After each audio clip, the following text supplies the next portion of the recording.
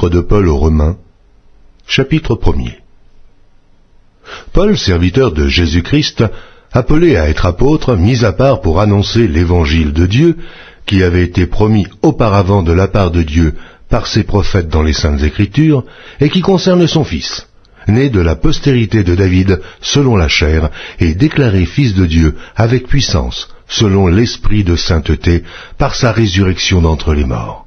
Jésus-Christ, notre Seigneur, par qui nous avons reçu la grâce et l'apostolat, pour amener en son nom à l'obéissance de la foi tous les païens, parmi lesquels vous êtes aussi, vous qui avez été appelés par Jésus-Christ, à tous ceux qui, à Rome, sont bien-aimés de Dieu, appelés à être saints, que la grâce et la paix vous soient données de la part de Dieu notre Père et du Seigneur Jésus-Christ.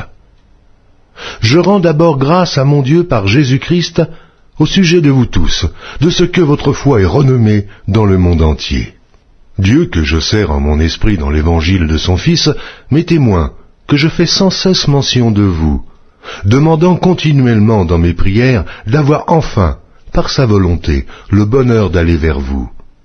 Car je désire vous voir, pour vous communiquer quelques dons spirituels, afin que vous soyez affermis, ou plutôt, afin que nous soyons encouragés ensemble au milieu de vous, par la foi qui nous est commune, à vous et à moi. Je ne veux pas vous laisser ignorer, frères, que j'ai souvent formé le projet d'aller vous voir, afin de recueillir quelques fruits parmi vous, comme parmi les autres nations. Mais j'en ai été empêché, jusqu'ici.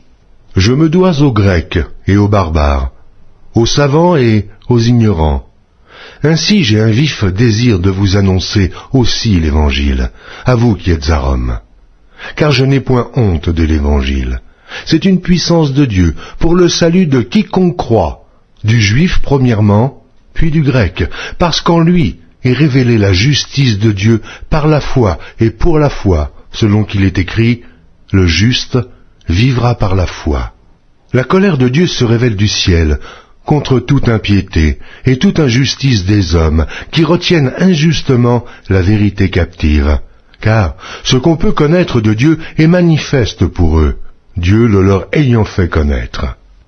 En effet, les perfections invisibles de Dieu, sa puissance éternelle et sa divinité, se voient comme à l'œil, depuis la création du monde, quand on les considère dans ses ouvrages. Ils sont donc inexcusables, puisqu'ayant connu Dieu, ils ne l'ont point glorifié comme Dieu, et ne lui ont point rendu grâce. Mais ils se sont égarés dans leurs pensées, et leur cœur sans intelligence a été plongé dans les ténèbres.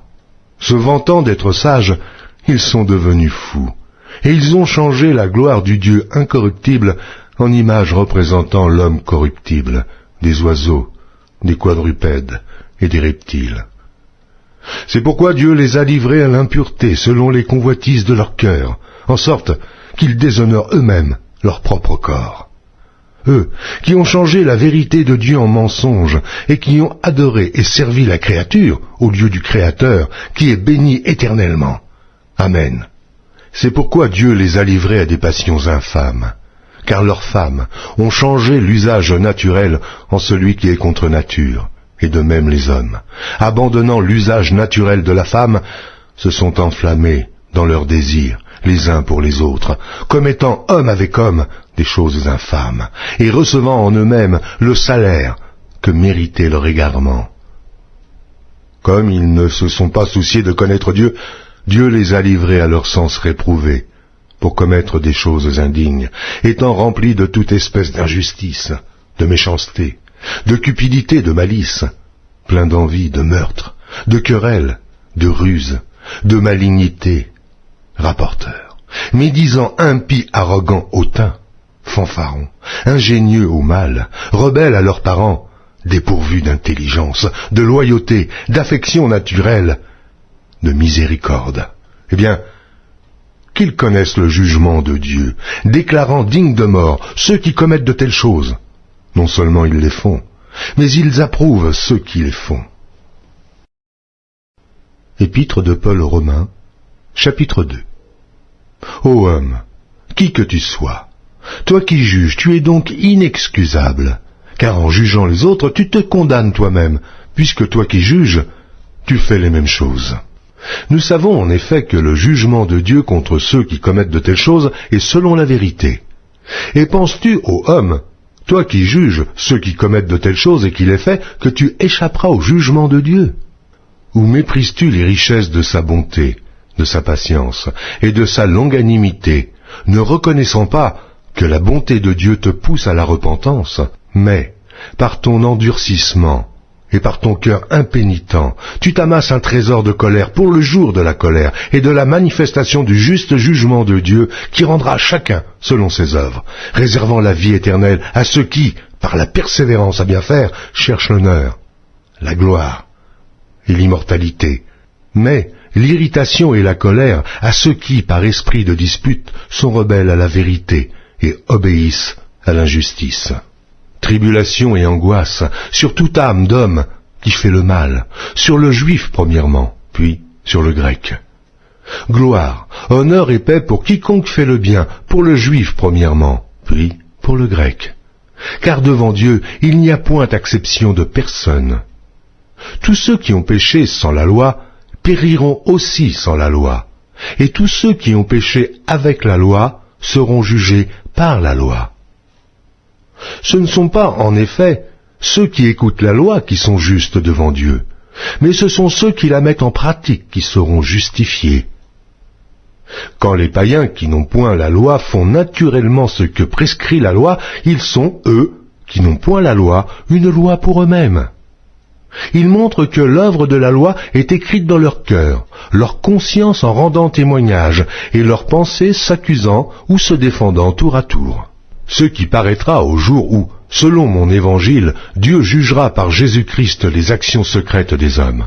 Toi qui te donnes le nom de juif, qui te repose sur la loi, qui te glorifie de Dieu, qui connais sa volonté, qui apprécie la différence des choses, étant instruit par la loi, toi, qui te flatte d'être le conducteur des aveugles, la lumière de ceux qui sont dans les ténèbres, le docteur des insensés, le maître des ignorants, parce que tu as dans la loi la règle de la science et de la vérité.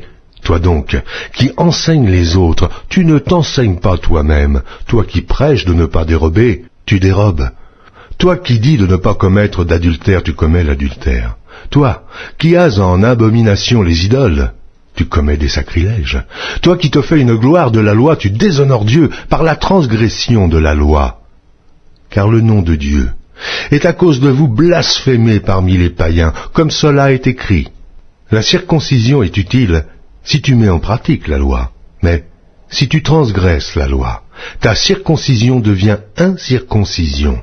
Si donc l'incirconcis observe les ordonnances de la loi, son incirconcision ne sera-t-elle pas tenue pour circoncision? L'incirconcis de nature qui accomplit la loi ne te condamnera-t-il pas, toi, qui la transgresses, tout en ayant la lettre de la loi et la circoncision? Le juif n'est pas celui qui en a les dehors, et la circoncision, ce n'est pas celle qui est visible dans la chair. Mais le juif, c'est celui qui l'est intérieurement, et la circoncision, c'est celle du cœur, selon l'esprit, et non selon la lettre.